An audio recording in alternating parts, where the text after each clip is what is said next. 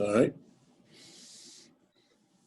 Hello, everyone. I'm Will Williamson. Today I have with me Charles Thrift of Thrift Commercial Services out of Charlotte, North Carolina. So, Charles, thank you for speaking with me today. And would you like to just introduce yourself to everyone? Sure. Charles Thrift. I grew up here in Charlotte. I actually went to high school with Will's dad and uncle. And I have a wife and two boys. One is a freshman at Auburn, and the other is a junior in high school. And little known fact: today is my 50th birthday. Unfortunately, but I guess glad to have one. Just don't feel like I'm 50. But anyhow, I'm a retail focused broker in Charlotte. Our company is started in just over 4 years ago. I guess right around 4 years ago this week. And we are primarily focused on retail transactions within the Charlotte market. We have 7 brokers here in our office. Most of the product that we're currently working on is within Mecklenburg County. I've been doing retail since 1998, so I've kind of leaned into that experience and those relationships. I'm trying to help grow our group. Charlotte's had expansive growth the last 3 or 4 years, and we're trying to capitalize on that. Awesome. So, you say you've been doing retail leasing and specializing in that, but can you just describe that a little more in depth for people that might not know? And then on the top Sure. of that, what led you to want to pursue commercial real estate as a career? Yeah, so I just found it really interesting as I was growing up, and I actually got licensed when I was in college. And unfortunately, when I got out of school, probably not too dissimilar to right now, the country was coming out of a savings and loan crisis, and I was unable to get a job in commercial real estate. That could also have been related to the lack of performance I had while I was in college at NC State, where I was not a very good student, unfortunately, but that could have contributed. But that said, I was really intrigued by the business, and in 1998, I started working for a developer, and at that time they were a grocery store developer, and I was responsible for doing leasing for their shop spaces, typically adjoining a grocery store.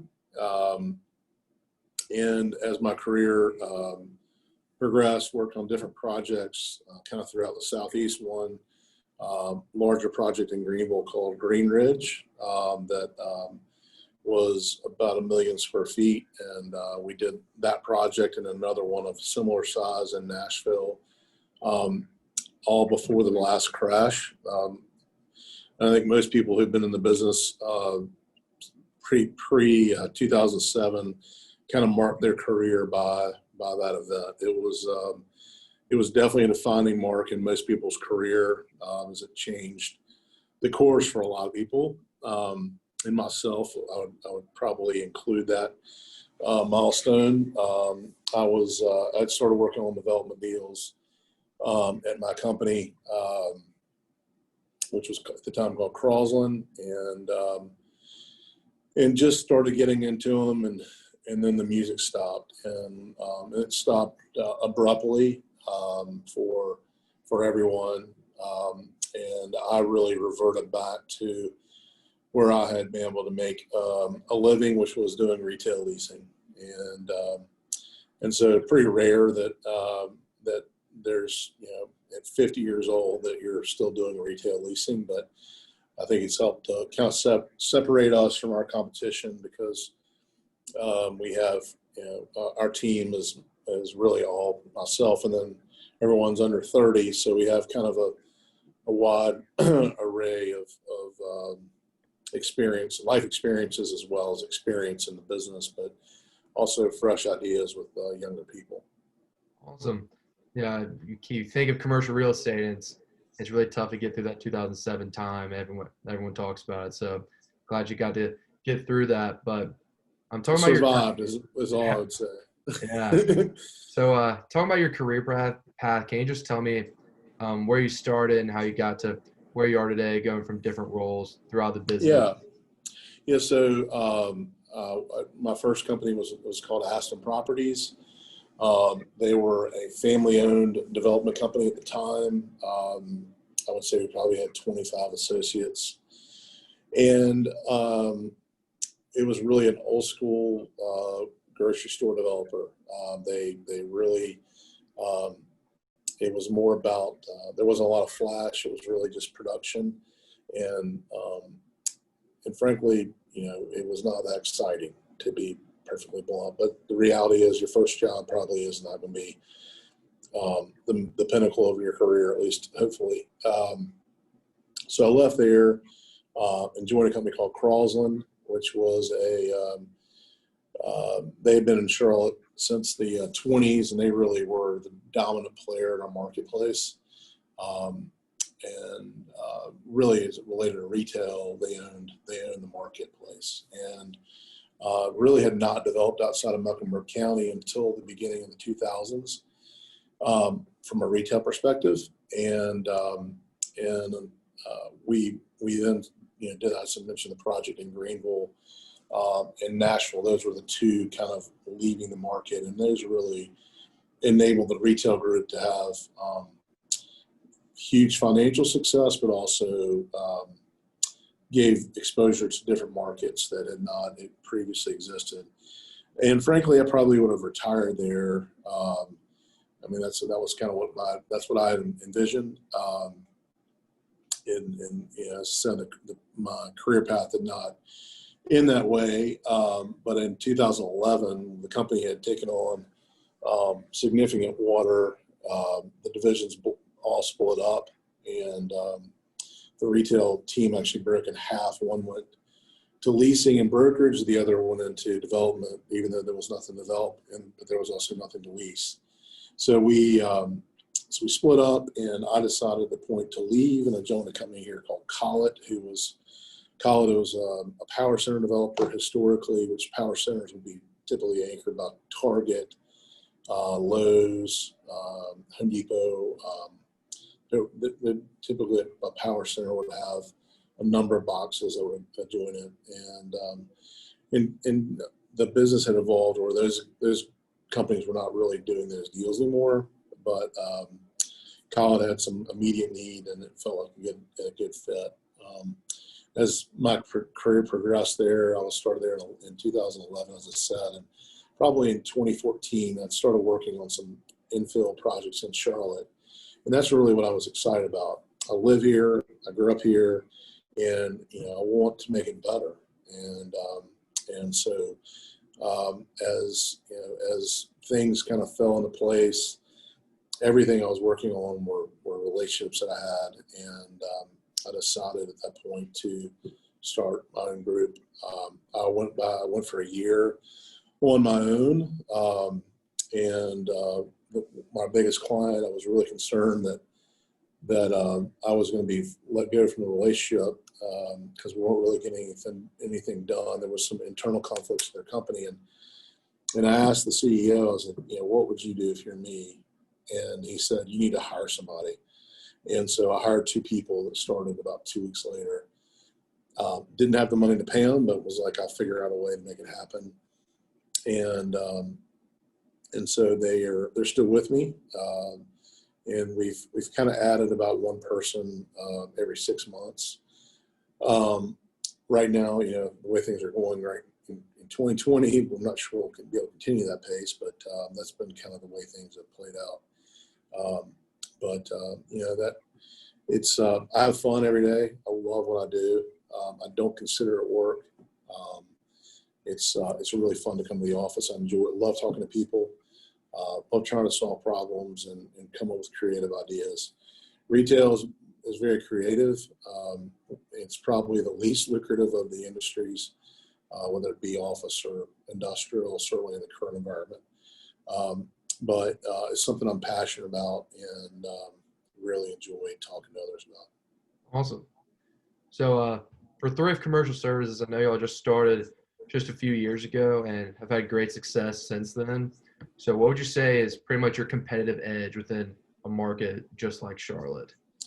Yeah, I think I always tell our team, you know, we have to, if we deal in the truth and tell our clients the truth, then be responsive, then we're going to win business. It's amazing how many times we hear that this person wouldn't call me back. It astonishes me that people have clients and they won't even return their phone calls. And so we try to, I really try to drive that in with our group is we always return phone calls. We always tell the truth, and we always treat, no matter who's on the other end of the phone, the same way as we would to our best customer. And I found that over the years for me has really helped. It's amazing to me how many relationships kind of come full circle. And people that I haven't dealt with in 5 or 10 years have called me and say, hey, I'm working with a new group and we're interested in looking at Charlotte. Would you be interested in helping us out? So that's been something that really pride ourselves on and trying to, just treat each other, treat those we encounter with the same respect that we would expect from people that are in the service business with us. Great way to go about it. So just a couple more questions. So COVID-19, obviously, what a year 2020 has been. So how has that impacted you guys? And I know it's kind of hurt commercial real estate in certain areas, but how has that impacted y'all in a good way or a bad way? How has it impacted you guys as a whole? Yeah, I mean, I would say revenue-wise, we're probably off 50%. And I would be hard-pressed to believe that anyone that's in these service business not to have had that same experience. It's, I guess maybe there's some guys that are in the industrial world who haven't skipped a ton of beats, but office and retail have definitely been impacted. I do believe in certain markets, if you're in Charlotte or if you're in Greenville, Atlanta, Raleigh, then things are pretty okay, is what I would say. Okay to good. Unfortunately, if you go to the smaller markets of the world, where even a place like Columbia, which might not be as high up on a national perspective list, it's pretty challenged right now. Much like you see in our with job growth, a lot of it's revolving around cities, and the I-85 corridor is as good as it gets anywhere in the country between Raleigh and Atlanta. And I don't see that changing a whole lot. If only it might be getting better. How's it changed? I think, for one, it makes you appreciate the good times. We signed an average of 5 deals a month last year, and we went 90 days and signed 1 deal. And you begin to realize, man, I didn't really appreciate how good it was last year and the years before. So that's probably been the one thing, that I would say has come out of this year is just really an appreciation for what we do.